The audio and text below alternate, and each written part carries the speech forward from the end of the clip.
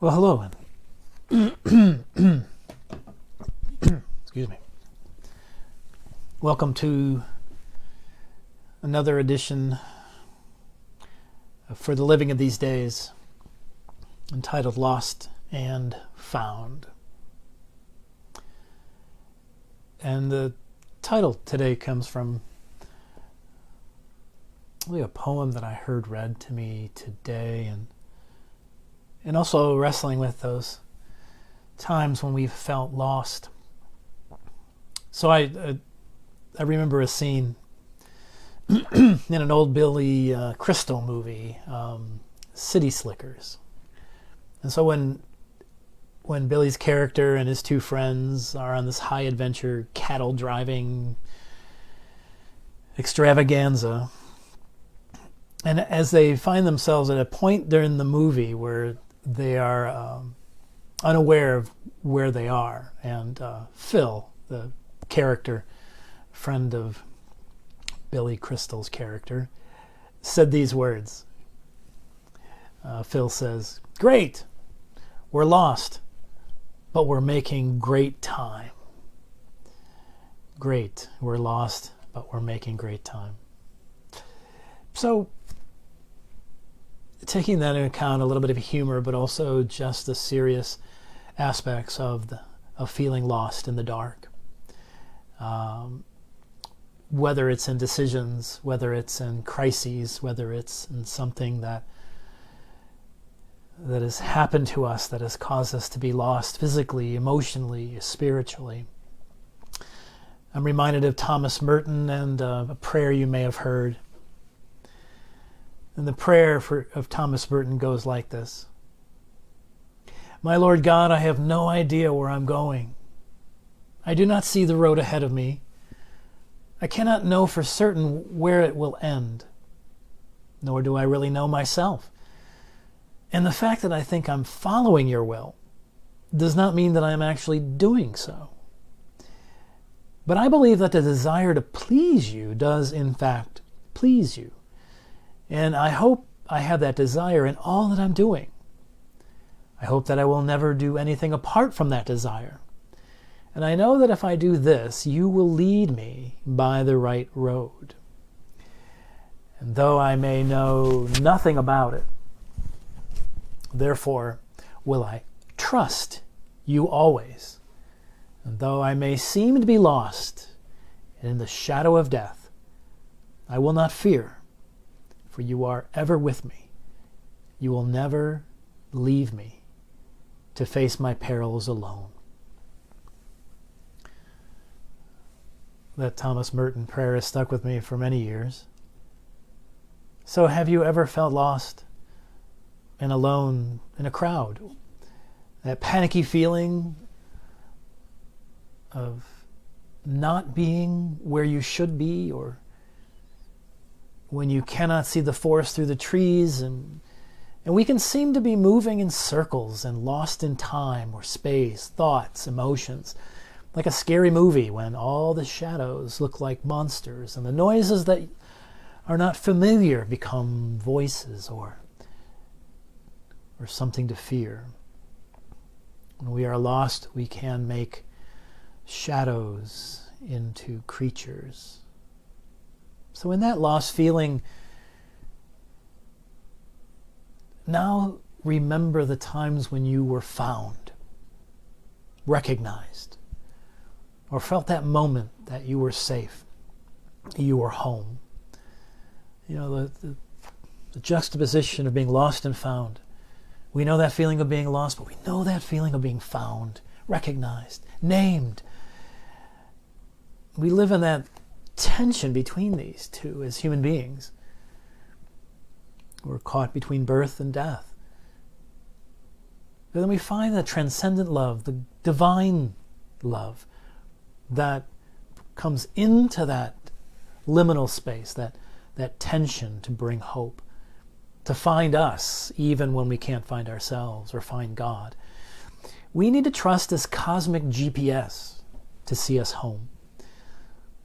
So many lost in the sea of humanity these days. at the same time where you are fixated, or I am fixated on our lostness, we very well may be someone else's GPS, someone else's home. In a moment of crisis, we may be that voice, that light in their darkness, to see them to safety, to find them in the dark. We need to trust that there is power in this universe always seeking us, which is a power of love, regenerative love, even in the darkest places, even in the darkest times. We trust that we are not alone, and that every night gives way to morning. I heard this poem from a friend today, written by a Japanese poet who experienced Hiroshima. And it struck me as an image of being found in the dark and the terror, to be midwives of those desiring to be born even in the darkest days. So the poem is entitled, "Let Us Be Midwives, An Untold Story of the Atomic Bombing," by Sadako Kirihara. She writes, as she experienced this as a child, "Night in the basement of a concrete structure, now in ruins. Victims of the atomic bomb jammed the room. It was dark, not even a single candle. The smell of fresh blood, the stench of death, the closeness of sweaty people, the moans. From out of all that, lo and behold, a voice. The baby's coming." In that hellish basement, at that very moment, a young woman had gone into labor, in the dark, without a single match. What to do? People forgot their own pains, worried about her. And then, "I'm a midwife," comes a cry. "I'll help with the birth." The speaker, seriously injured herself, had been moaning only moments before, and so new life was born in the dark of that pit of hell. And so the midwife died before dawn, still bathed in blood. Let us be midwives. Let us be midwives, even if we lay down our own lives to do so. Sadako Kirihara, 1913 to 2005, was a poet, writer, peace activist who survived Hiroshima. Let Us Be Midwives was based on her experience in a shelter in the aftermath of the bombing.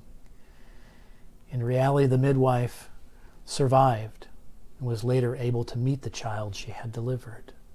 Talk about lost and found.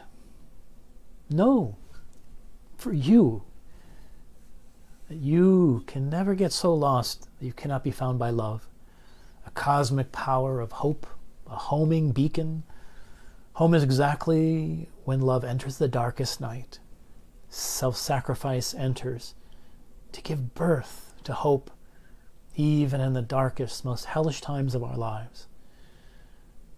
Trust that in our worst prodigal times, God will be looking for our homecoming, like the prodigal son who came to himself just before he even got home. The father got up and hiked up his skirts and ran to his son to embrace him, to welcome home, running to greet us. God, our prodigal selves, we can even get, before we even get one excuse out of how we got lost, God comes and throws a party to start it in our honor. So I close this time beckoning you into foundness in the midst of your lostness. So a poet and a mystic, I'll close. Lost and Found by George MacDonald, a poet, a theologian, an amazing writer. He writes, I missed him when the sun began to bend.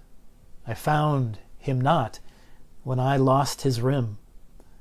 With many tears I went in search of him, climbing high mountains which did still ascend, and gave me echoes when I called my friend. Through cities vast and charnel houses grim, and high cathedrals where the light was dim. Through books and arts and works without an end, but found him not, the friend in whom I had lost. And yet I found him as I found the lark, a sound in fields I heard but could not mark. I found in him nearest when I missed him most. I found him in my heart, a life in frost, a light I knew not till my soul was dark. The light shines in the darkest places, and yet the darkness will never overcome the light of God. And the mystic. I close with these words. To mind you home, to lead you home. Let nothing disturb you. Saint Teresa of Avila writes, let nothing disturb you. Let nothing frighten you. All things are passing away. God never changes. Patience obtains all things. Whoever has God lacks nothing. God alone suffices. So let nothing disturb you. My friends, let nothing frighten you, because love will always find you home. Well, peace until we meet again.